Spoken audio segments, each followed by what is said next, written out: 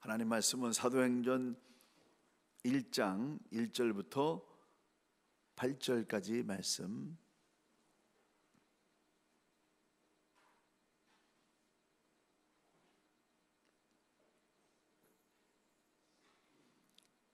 사도행전 1장 1절에서 8절.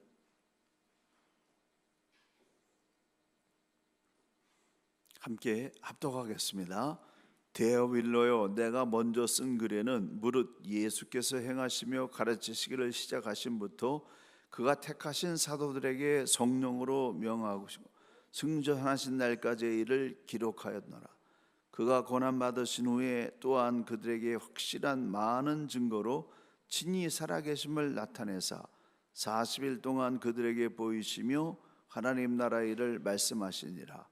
사도와 함께 모이사 그들에게 분부하여 이르시되 예루살렘을 떠나지 말고 내게서 들은 바 아버지께서 약속하신 것을 기다리라. 요한은 물로 세례를 베풀었으나 너희는 몇 날이 못되어 성령으로 세례를 받으리라 하셨느니라. 그들이 모였을 때 예수께 여쭈어 이르시되 주께서 이스라엘 나라를 회복하심이 이때니까 하니 이르시되 때와 기한은 아버지께서 자기의 권한에 두셨으니 너희가 알 바 아니요 오직 성령이 너에게 임하시면 너희가 권능을 받고 예루살렘과 온 유대와 사마리아와 땅끝까지 이르러 내 증인이 되리라 하시니라.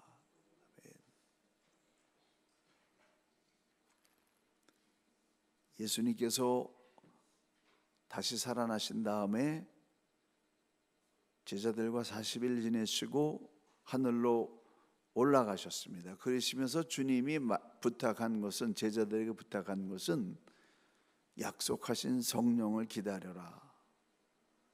그래서 제자들은 예수님께서 약속하신 성령을 받기 위해서 예루살렘으로 모여들었는데 마가의 다락방에 120명 정도 모여가지고 전혀 기도에 힘썼습니다. 예수님께서 예수님의 영, 하나님의 영이신 거룩한 성령을 보내주시겠다고 했기 때문에 그 성령을 받기 위해서 전혀 기도에 힘썼습니다. 그런데요, 여기에 주목해야 될 한 가지 점은 뭐냐면은 성령 받기 위해서 전혀 기도에 힘쓰다가 갑자기 베드로가 다락방에 모인 무리들에게 가롯 유다의 일을 언급하면서 가롯 유다가 버린 이 사도의 직분 자리를 채워야 된다. 그래서 거기에 모인 사람들 중에서 자격이 될 만한 사람들 추려서 마띠아와 요셉이 선출이 됐습니다. 마띠아하고 요셉은 누가 선출돼도 똑같은 그런 자격을 가지고 있는 사람인데 다 아까워가지고 누구를 선출할지 몰랐어요. 그래가지고 전적으로 하나님의 뜻이 무엇인지를 하나님께 맡기고 제비를 뽑아서 마띠아가 가롯 유다의 자리를 대신 채웠습니다. 여기서 우리가 생각해야 될 건 뭐냐면 성령 받기 위해서 기도하다가 빈자리를 채우는 일을 해결했다는 거예요. 그리고 다시 성령 받기 위해서 기도에 힘썼습니다. 그래서 교회는 사람이 제대로 세워져야 됩니다. 성령을 받기 위해서 간절히 기도하다가 사람 세우는 일을 했다는 거예요. 그러니까 성령을 받을 만한 준비가 되어 있어야 된다는 거죠. 사도직은 명예나 권력을 행사하는 자리가 아니라 봉사하는 자리, 사역을 감당하는 자리, 그 복음을 위해서 순교하는 자리예요. 이거 아무리 얘기해도 오늘날에는 사람들이 뭐 타이틀 하나 따는 걸로 생각합니다. 근데 초대교회에서는 마띠아가 사도의 자리에 올라가지고 교회 전승에 의하면 에디오피아에서 전도하다가 순교를 당했습니다. 제비 뽑아 마띠아가 된 것도 훌륭한 일이지만 제비 뽑히지 않은 요셉도 훌륭합니다. 왜냐하면 성경에 보게 되면은 요셉이 사도에 뽑히지 않았다고 화를 내거나 당을 졌거나 문제를 일으킨 흔적이 없어요. 오늘날 장로님들, 권사님들 뽑을 때마다 얼마나 힘든지 몰라요. 저도 사실 그거 하면서 그럴 때마다 교회 전체가 긴장합니다. 뽑힌 사람은 문제가 없는데 안 뽑힌 사람들이 서운해가지고 그거를 옛날엔 그래도 잘 소화했는데 지금은 자기가 내침을 당했다 이렇게 생각해가지고 얼마나 힘들게 하는지 몰라요. 근데 정말 이 직분이 무엇인지를 아는 사람이라면 그럴 수가 없다는 거죠. 이 사도로 뽑힌 이 마띠아는 어떻게 되냐면 주의 일 감당하다가 순교했어요. 그리고 뽑히지 않는 요셉은 기록에 나왔지 않지만은 순교자적인 자세로 교회를 섬기는 그런 사역을 했기 때문에 문제가 없었습니다. 그래서 뽑힌 사람도 중요하지만 안 뽑힌 사람이 더 중요해요. 어떤 의미에서는. 그러니까 교회가 성령 받아가서 하나님의 영이 임해가지고 크게 부흥하기 위해서는 뭐가 돼야 되냐면 사람들이 제대로 세워져야 된다는 겁니다. 세워질 사람들이 세워지고 아직 준비가 안 된 사람, 하나님이 뜻이 있어가지고 좀 기다리게 하는 사람들은 아멘 하면서 기다리면서 협력해야 돼요. 2년 3년 참으면 다 따라서 될 텐데 한 번 안 됐다고 그냥 토라져가지고 얼마나 어렵게 하는지. 그게 정말 교회의 직분이냐, 정말 교회를 위해서 헌신하는 자리냐. 직분은 뭘 위해서 세워진 겁니까? 헌신하고 봉사하고 주를 위해서 전도하다가 순교하라고 세워진 자리예요. 그런 마음을 가지고 있다고 한다면은 이 초대교회처럼 성령이 임하고 권능을 받아서 놀라운 주의 일을 감당하는 역사가 일어나게 됩니다. 주님의 교회가 직분자를 세울 때마다 이런 하나님의 은혜가 임하게 되기를 예수님의 이름으로 간절히 축원합니다. 잔치가 돼야죠. 그래서 사람 제대로 세우고 그 사람을 인해서 교회가 쉼을 얻는 그런 역사가 일어나야죠. 그러기 위해서는 안 되는 사람들이 잘 도와줘야 된다는 거예요. 사도행전 17장 6절 현대어 성경어로 보게 되면 끝부분에 세상을 온통 뒤집어 놓은 바울과 실라라고 하는 표현이 나오고 있습니다. 성령 받은 이 120명으로 말미암아서 복음이 온 세계 전파되면서 불과 200년도 안 되는 사이에 대로마 제국이 뿌리채 바뀌는 역사가 일어났습니다. 도대체 그 무엇이 그렇게 짧은 기간 동안에 세상을 바꾸어 놓을 수 있었을까? 사도행전 1장 8절은 증언합니다. 성령이 너에게 임하시면 너희가 권능을 받고 예루살렘과 온 유대와 사마리아와 땅끝까지 이르러 내 증인이 되리라.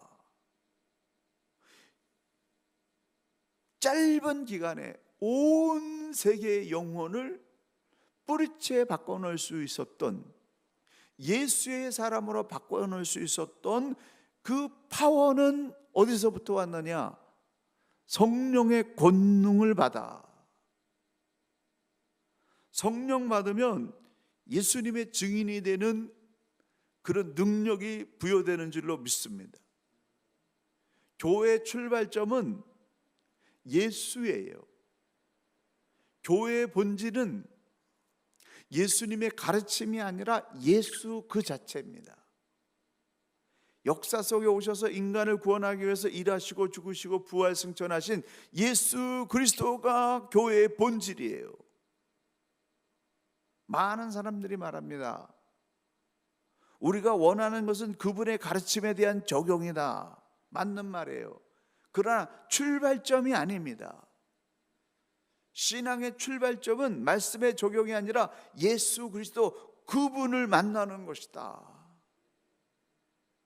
그래서 제자들이 전파한 것은 무엇입니까? 사도행전 17장 18절, 바울이 예수와 또 몸의 부활을 전파했다. 제자들이 세상 속에 전한 것은 예수님이라고 하는 사실입니다. 예수님이 가르치신 말씀을 전하기 전에 먼저 예수님 자체를 증거했습니다. 이게 신앙의 본질입니다. 우리는 예수님께서 가르치는 말씀과 만나기 전에 오늘도 우리 안에서 역사하시는 예수님을 만나야 돼요. 예수님과 만나는 것이 신앙의 출발입니다. 아무리 많은 성경을 지식을 안다 할지라도 살아계신 예수님과 만나는 만남이 일어나지 않는다면, 옛날에는 만났는데 요새는 바빠가지고 안 만난다고 한다면 능력이 안 나타나는 거예요. 저도 정말 은퇴하고 난 다음에 이제는 기도 안 해도 되겠지, 이제는 말씀 안 봐도 되겠지, 뭐 평생 했는데 안 해도 살 수 있어요. 살긴 살아요. 근데 차이가 뭐냐? 능력이 없는 거예요. 예수를 그리스도라고, 예수가 나를 살렸다고, 예수가 우리를 살린다라고 그렇게 선포할 수 있는 능력이 없는 거예요. 근데 주님의 교회 와서 회복됐어요. 어쩔 수 없이 새벽에 나와서 계속 예배하고 찬양하고 기도하다 보니까 회복이 됐어요. 제가 앞으로 나머지 생애를 어떻게 살아야 될지 그걸 찾았어요. 주님의 교회가 아주 저에게 일생 중에 또 큰 그 보온을 준 그런 교회가 됐습니다. 여러분, 주님을 만나야 된다는 거예요. 예배를 통해서, 기도를 통해서, 말씀을 통해서 매일 주님을 만나는 이 능력, 주님의 능력, 이거 없이 우리가 어떻게 사느냐? 왜 수요 예배 있습니까? 일주일 동안 한 주일날 은혜 가지고 안 되기 때문에 징검다리라도 수요일날 나와서 은혜 받고 다시 주 앞에 서서 믿음으로 살기 위해서 이게 있는 거죠. 삶의 본질적인 변화가 일어나려고 하면은 오늘도 살아계신 예수 그리스도를 만나야 된다. 그래서 우리의 기도의 초점은 뭐냐면 살아계신 예수님을 만나는 것이어야 된다는 거예요. 문제가 있다고 한다면 주여, 제 아내가 예수 만나게 해주세요. 제 남편이 예수 만나게 해주세요. 내 자녀들이 예수 만나게 해주세요. 예수 만나면 그걸로 끝나기 때문에 그렇습니다. 무슨 이론과 무슨 이유와 조건 다 필요 없고 예수 만나면 본질적인 변화가 일어나기 때문에 그렇습니다. 그래서 우리가 끊임없이 예수님을 만나기 위해서 기도하고 예수님을 사모해야 되고, 예수 만나는 이 놀라운 은혜와 능력을 우리가 사랑하는 사람들이 만날 수 있도록 그렇게 기도해야 됩니다. 저 사람 변하지 않아. 왜 저렇게 변하지 않을까? 왜 수십 년이 되어도 변하지 않을까? 그렇게 생각하고 한탄하는 그런 것들이 많았는데 결론은 뭐예요? 변화될 수 있는데 그 방법은 뭐냐면 예수 만나는 수밖에 없다는 거예요. 예수 만나면 바뀌는 역사가 일어나는 줄로 믿으시기 바랍니다. 왜냐하면 하나님은 전능하신 분이기 때문에 사람 마음 바꾸는 거 그거 터치만 하시면 되는 거죠. 근데 우리는 자꾸 다른 생각하는 거예요. 하나님이 역사하시면 된다라는 믿음을 가지고 답답한 사람 만나면 하나님 저 사람 변화되게 해주세요. 저 사람 예수 만나게 해주세요. 거룩하신 주님 만나게 해달라고 만나면 끝나는 줄로 믿습니다. 어떻게 만날지는 모르지만은 기도하면 예수님께서 각자에게 꼭 맞는 방법, 꼭 맞는 때에 역사하신다. 새벽에 제가 계속 말씀을 드립니다만은 우리가 시편을 하면서 보니까 하나님의 수는 모래알과 같다. 모래처럼 하나님의 수는 너무나 많은 거예요. 근데 제가 실제적으로 주님을 섬기면서 보니까 이 벽에 부딪힐 때마다 하나님, 나는 도저히 불가능합니다. 이거 뛰어넘을 수 없습니다. 내 힘으로 안 됩니다. 그러나 하나님 하실 수 있으니까 하나님 열어주세요, 하나님 역사해 주세요. 그러면 기가 막힌 묘수가 나오더라고요. 하나님은 모든 사람에게 꼭 맞는 방법과 그 사람의 기질과 조건과 능력에 맞게 길을 열어주시고 역사해 주신다. 그 하나님이 만나질 수 있도록 우리가 기도하면 될 줄로 믿습니다. 내가 하나님을 만나게 하려고 하니까 어려운 거예요. 내가 어떻게 만나게 할 수 있습니까? 하나님이 찾아오셔야 되는데. 그래서 내가 만나게 하려고 하지 말고 주님 앞에 나와서 하나님, 저 사람이 예수 만나게 해주세요. 사랑하는 저 심령이 예수 만나서 변화되게 해달라고, 뉴질랜드가 예수 만나는 국가가 되게 해달라고, 그렇게 기도할 때 역사가 일어나게 될 줄로 믿습니다.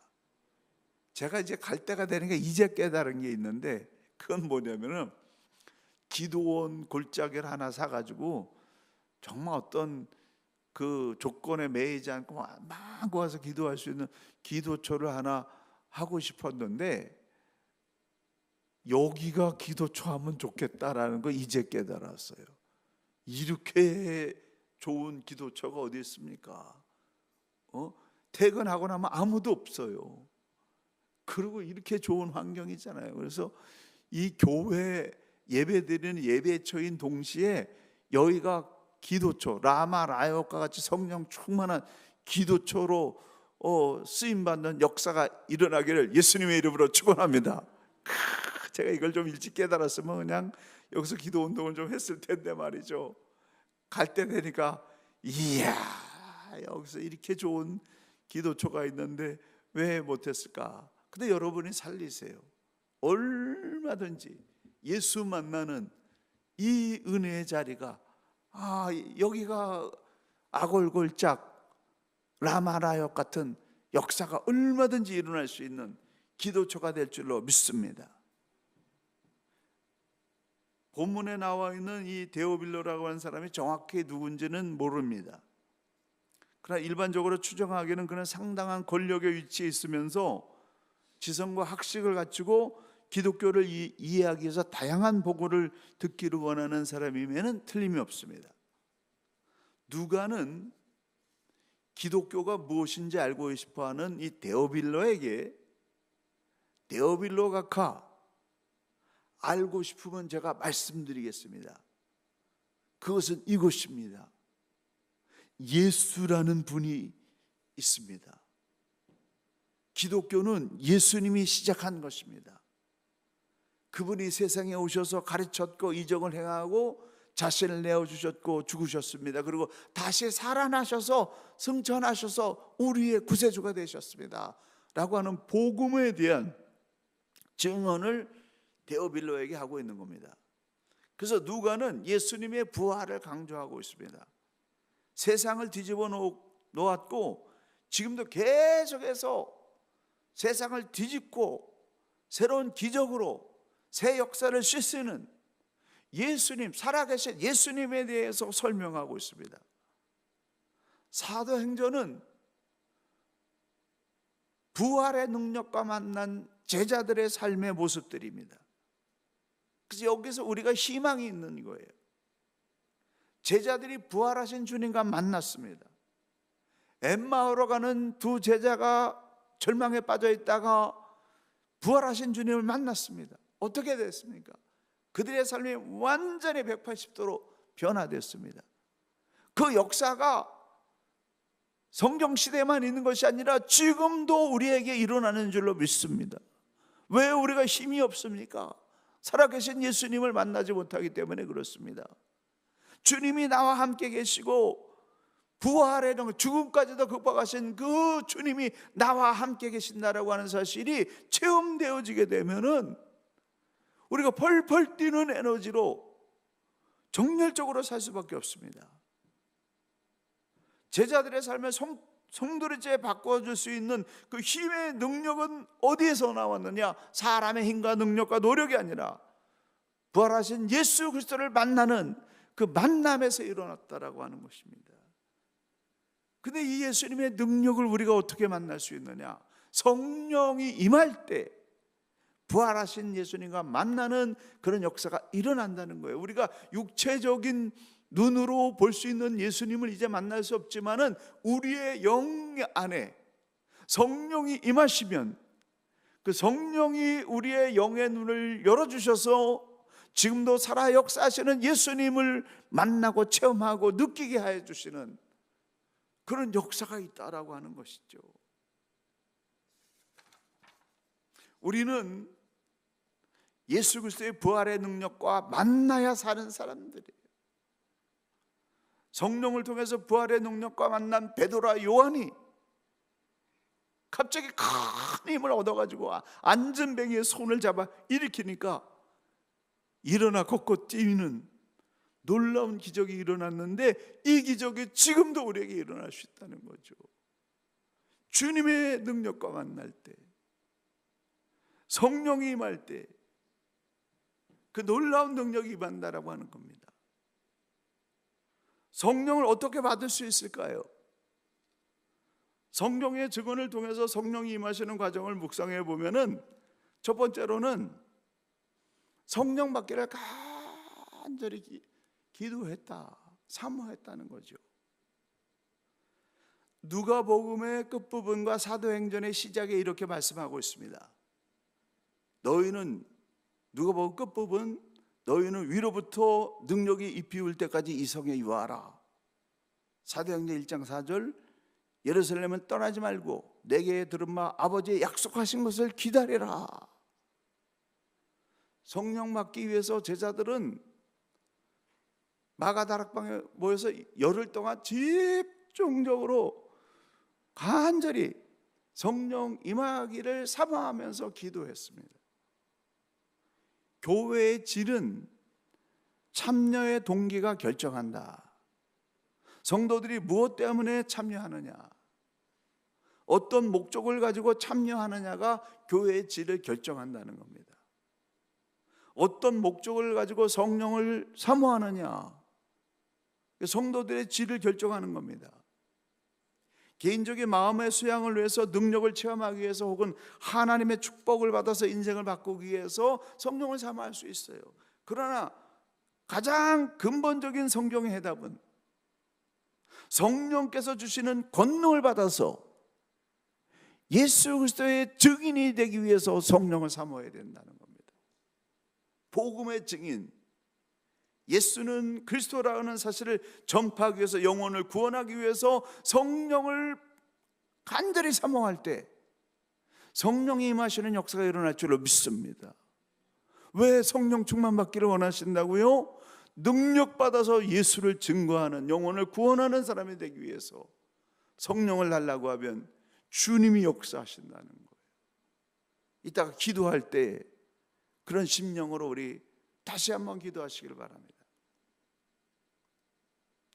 예수님의 승천을 본 성도들은 예루살렘의 한 다락방에 모여서 오순절날을 기다렸습니다. 그 기간이 열흘이었는데 열흘 동안 사도행전 1장 14절에 설명하기를 마음을 같이하여 전혀 기도에 힘쓰니라. 온 교회가 마음을 같이하여 성령 받기를 전혀 기도에 힘썼다. 기도의 유일한 목적은 뭐냐면 성령 받게 해주십시오라는 한 가지 목적으로 기도했다는 거예요. 그래서 기도회를 하거나 수련회를 하거나 부흥회 할 때 성령 체험하는 역사가 일어나는 것은 온 성도들이 마음을 같이 해서 성령 받기를, 성령 받는 것만을 위해서 간절히 기도하기 때문에 역사가 일어나는 겁니다. 그들의 기도는 끈기 있는 기도와 한마음으로 드리는 기도였습니다. 하나님의 성령이 언제 내 영을 충만하게 지배합니까? 끈질긴 기도와 또 거기에 모이는 모든 사람들이 한마음으로 드리는 그 기도를 드릴 때 불을 일으키는 거죠. 뜻을 정하고 마음을 같이하여 끈질기게 기도할 때 성령이 임하는 역사가 일어났습니다. 그리고 하나님의 임재는 최상의 시간에 임합니다. 오순절 날이 이름에라는 글은 문자적으로 6월절에 시작되고 50일째가 되는 그런 날에 채워진 때를 말합니다. 하나님의 역사는 날수가 채워졌을 때 가장 최상의 날에 일어났습니다. 오순절날, 이스라엘 최고의 축제일에 성령 세례가 부어졌다는 거예요. 옛 질서의 시대가 마감되고 새로운 질서의 세계가 시작됐습니다. 그래서 하나님의 역사는 때가 찼을 때 임하는 겁니다. 최고의 시간에 임하는 거예요. 그래서 간절히 기도하면서 길목을 잡고 기다려야 돼요. 기다리는 사람과 기다리지 않는 사람은 너무나 차이가 큽니다. 간절히 기다리는 사람은 기회가 왔을 때 그 기회를 알아보고 탁 붙잡아요. 기다리지 않는 사람은 기회가 앞에서 수십 번 왔다 갔다 해도 못 알아보는 거예요. 성령도 똑같습니다. 성령의 능력을 받기 위해서 간절히 사모할 때 하늘 문이 열리고 성령 하나님이 내게 임하는 것이 느껴지기 때문에 탁 붙잡는 거죠. 붙잡고 간절히 기도하게 되면 성령의 불이 임하는 겁니다. 내가 보니까 주님의 교회 성도들은 이미 성령 체험한 사람들이 많아요. 기도의 문이 열린 사람들이 많아요. 근데 그 기도를 모아서 한마음 한뜻으로 부르짖어 기도하지 않기 때문에 이게 능력이 폭발하지 않는 그것뿐입니다. 여러분이 뜻을 정해서 함께 간절히 다시 기도한다고 한다면 이전에 받았던 성령의 능력보다 더 큰 능력이 여러분에게 임할 줄로 믿습니다. 교회는 뭐예요? 성령으로 시작됐어요. 성령의 능력이 없다고 한다면 교회가 무슨 힘을 발휘하겠습니까? 그러나 성령이 임하게 되면 사람들의 모든 이론과 우선 모든 조건을 다 극복하고 하나님의 역사가 나타나는 것이죠. 오늘 본문에 보게 되면 성령이 임할 때 세 가지 초자연적인 현상이 일어났습니다. 급하고 강한 바람 같은 소리가 들렸고 불에 혀같이 갈라지는 불길이 보였고 방언을 말하게 되었습니다. 제자들은 성령 강림 사건을 귀로 들을 수 있었습니다. 성령이 강림할 때 제자들이 처음 받은 표적은 뭐냐면 소리였어요. 그들은 급하고 강한 바람 같은 소리를 들었습니다. 흐미하게 들은 것이 아니라 집안에 있는 모든 사람들이 확실하게 들을 수 있는 소리를 들었어요. 여기서 사용된 소리라고 하는 헬라어 원어를 보게 되면은 누가복음 21장 25절에 나오는데 바다의 울부짖는 음성을 묘사하고 있습니다. 제가 섬에서 목회를 할 때 폭풍이 한번 오게 되면 그 소리가 어마어마합니다. 그래서 왜 구룡사라고 절을 졌나 그런 생각을 했는데 용 9마리가 막 부르짖는 그런 소리가 그 바람 소리가 섬에 들리더라고요. 태풍이 올 때는. 그런데 그런 아주 울부짖는 소리가 들렸다는 거예요. 적당한 소리가 아니라 바다에 울부짖는 음성과 같은 강렬한 소리가 집안 온에 가득해서 모든 사람들이 하나님의 임재가 아니고는 이런 일이 일어날 수 없다라고 하는 것을 들었다는 겁니다. 또한 제자들은 눈으로 보았습니다. 3절에 저희에게 보여라고 하는 헬라어 언어는 육체적인 눈으로 보았다는 거예요. 호라오라고 하는 단어는 시각적인 요소를 강조하는 단어입니다.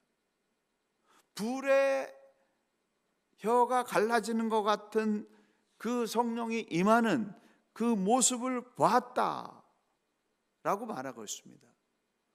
불은 하나님의 임재의 상징입니다. 이사야의 부정한 입술을 수술했던 것 같이 우리를 정결케 하시는 것을 상징합니다. 성령의 불로 우리의 부정적이고 부패한 입술과 몸과 마음을 거룩하게 변화시켜 버리신 겁니다. 불같은 성령이 임할 때 우리의 죄악과 연약함이 모두 불타서 없어져 버리는 거룩한 하나님의 역사가 그들에게 임했습니다. 귀로는 성령의 임재 소리를 들었고 눈으로는 불같이 임재하시는 그런 성령의 권능을 보았고 입으로는 방언에 터지는 역사가 일어났습니다. 이사야처럼 성령의 불로 부정한 입술이 태워졌습니다. 언어가 바뀌어 버렸습니다.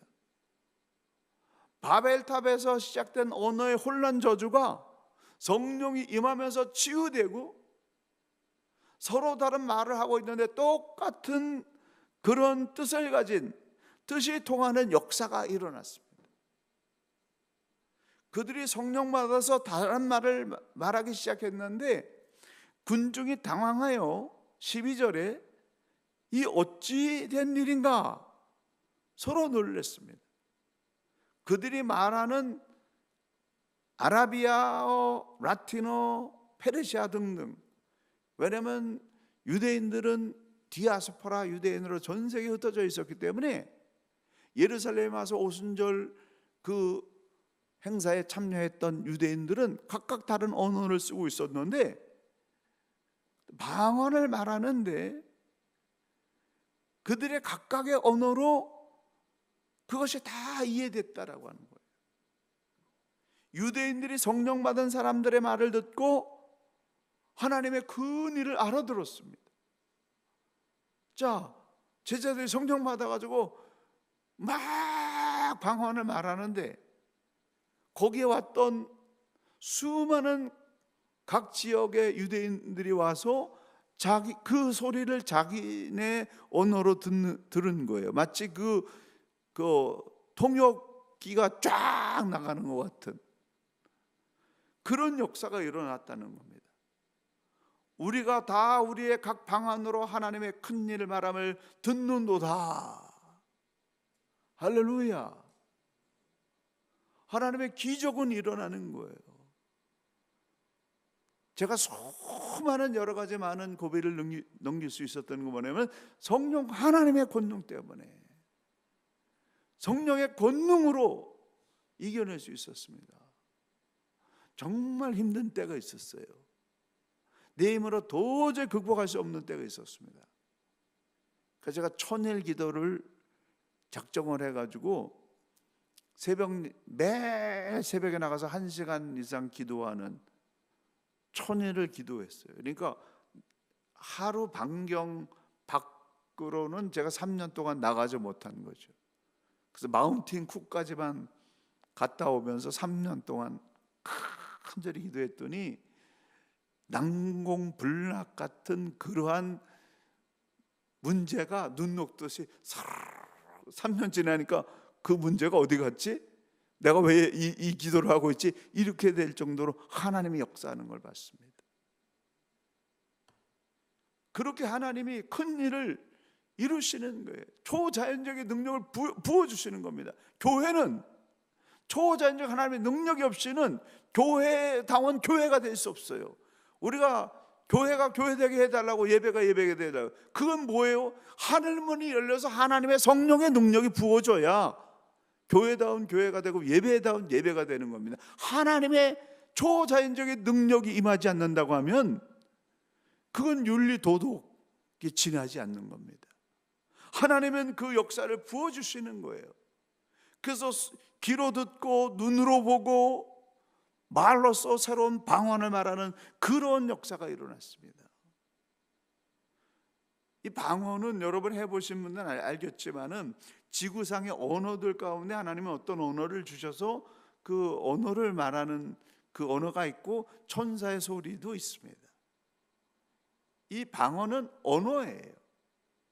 근데 언어가 ABCD를 말하다가 I'm a boy, you are a girl 하다가 그 다음에 또 좀 유창한 중문을 얘기하고 그 다음에 그게 좀 영어가 발전이 돼가지고 대학까지 가는 그런 아주 고급 영어를 하듯이 방언도 성장하는 거예요.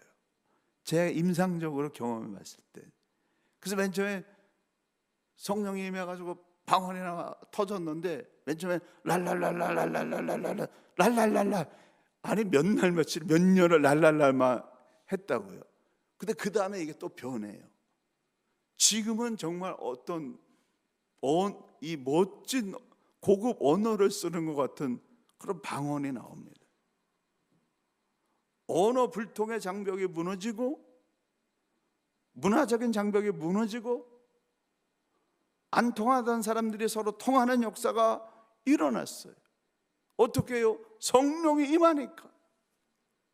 성령이 임하심으로 언어가 통하고 마음이 통하고 뜻이 통하고 별 볼 일 없던 이 평범한 사람들이 능력받아서 전 세계를 변화시키는 성령 공동체, 예수 증인 공동체의 역사가 일어났습니다.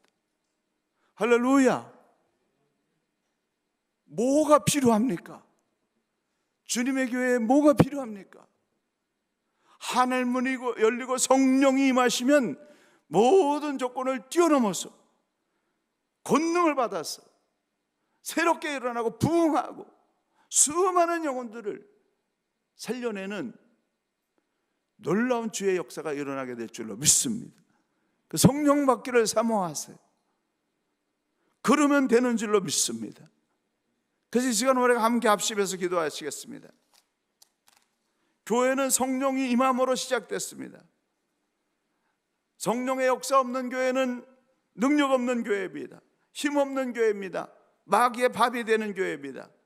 그러기에 이 시간에 다른 모든 걸 뛰어넘어서 주여 성령 충만함을 주시옵소서.